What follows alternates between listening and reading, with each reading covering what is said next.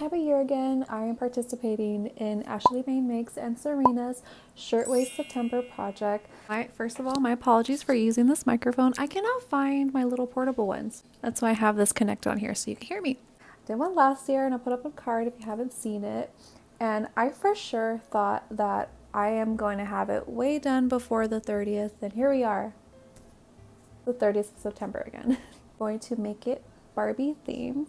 It's a 1960s after 5 Barbie. I'm going to make it my own style by using a vintage pattern. The vintage pattern that we'll be using, it is Simplicity 2971.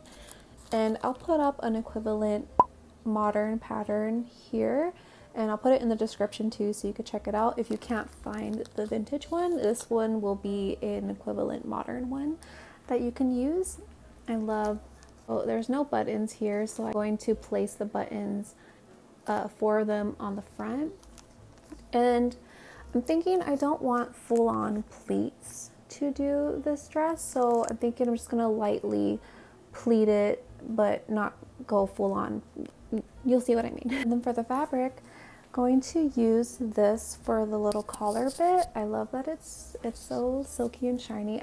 And then this too, since this is so shiny and iridescent, I wanted to use a silky black that will kind of shine in the sunlight just like the white one. I fear that I've made a mistake where I just got too wrapped up in how pretty the fabric is and not realizing how hard it might be to sew it. So I hope that's not the case, but we'll see. Just got like seduced by the pretty shiny fabric. That's it for the materials, and let's get started. Okay, to start off, I did a couple mock-ups and I saw where the end would be on the side, and I started to think maybe I would want a little piece of fabric to hold it taut instead of it being a wrap style, and the back needed some adjustments along with the side, and this is the second draft that I did. The sides fit a little better, and I noticed that the top needed more of an adjustment on the shoulder to be tapered in more, and so did the darts, just like a slight taper. I've noticed with each mock-up it fits a lot better, so I do at least 2 or 3 to make sure I get it fitted perfectly to my measurements. I'm liking how it's turning out. Okay, so this is gonna be buttons, but for this other side lapped over, second. So for the inside, I just have it pinned, but I'm thinking of making like a little side fabric to maybe kind of have like an inside secret zipper, just so this would stay taut when the buttons are placed. I don't know, I just feel like it would add more structure to the bodice if it wasn't just held up by buttons on one side. So I'm gonna finagle that and do another, well, not another mock-up, but just alter what I've done on the mannequin and try it on. Did my final alterations, and then I took all the seams apart and used that as my pattern to cut out on the pretty fabric.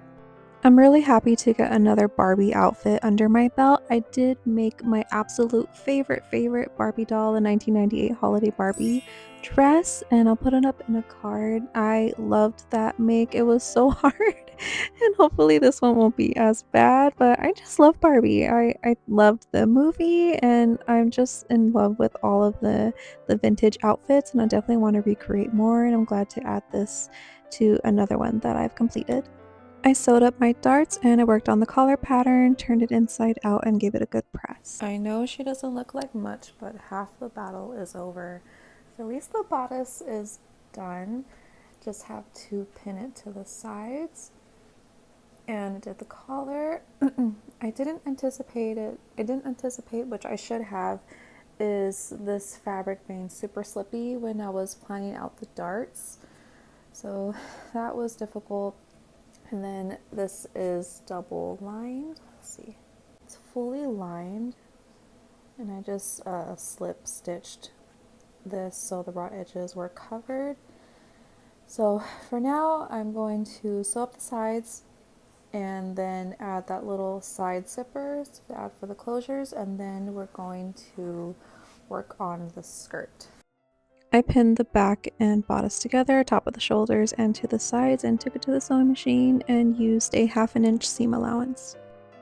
I need to ask for forgiveness because I know we've talked about the dangers of sewing through your pins, and I absolutely know how dangerous it is, but this fabric was so slippery. If I took it apart, that little silk was just in and out of the sewing machine, and I was afraid it was going to get caught up in the needle and underneath the sewing machine if I took it off, so I had to sew through my pins, and don't worry, I did pay for it later because waist over me knows what's about to happen. So, don't do what I do and take out your pins when you sew them. Here I was having a hard time putting the button placement, so I just had to try it on and then try to do the buttons from there. I am quite literally a pin cushion. I pinned the buttons on myself. I have like a corset and bra on, so the pins are just touching that, not my skin. It's kind of a neat trick. So I have it pinned on, and I think I like the placement. This dips down lower than the waistline, and that's the problem I was having on my dress form because I was lining these up, but then on me it kind of, drapes over. So I placed it on me. I'm loving the fit. From here, I'm going to add snaps on where the buttons are, and just to try it on before I cut it, because that's what I hate about buttons is once you make that buttonhole, there's no going back. Along with snaps to try it on before I cut, I did work on that little hidden zipper. Just call me MacGyver Dame.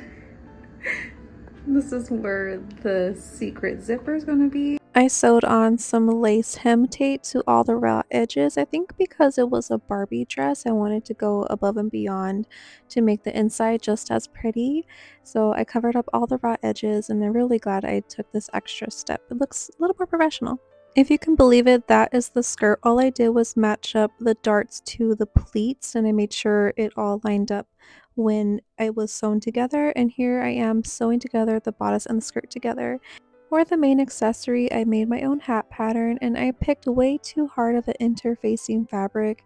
It was really hard to sew through the sewing machine. I wish I bought like more of a felt softer type that could still be used for a hat, but I used what I have, and I used this hard material, and I cut out the fabric to match the collar, and I sewed through my pins again, and this is where I paid for it because it got jammed, and I used my last needle and had to run to Walmart the next day and buy a sewing needle. So I learned my lesson.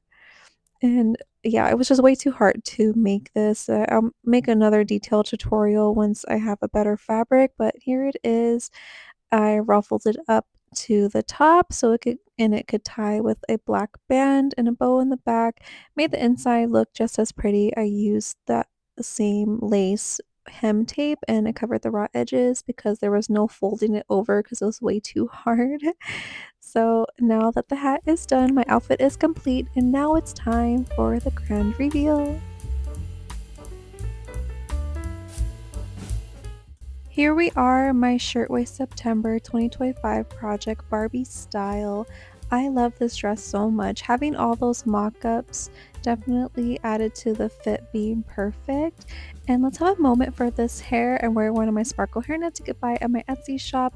And the hat, dare I say, it was worth all the trouble. I added little clips to the side so it could hold it in place. Having the iridescent shiny collar with the equally shiny black silk fabric makes this dress look like metal. It shines even in the living room lights. And Sandy was my little buddy while I was posing. She wanted to say hello. I love her so much. I can't wait to wear this dress at a car show, maybe with a classic 60s car. That would be so cool. Thank you guys so much. I hope you enjoy, and please take a look at the other Shirtwaist September projects that everyone is doing. I'll see you guys next time. Bye!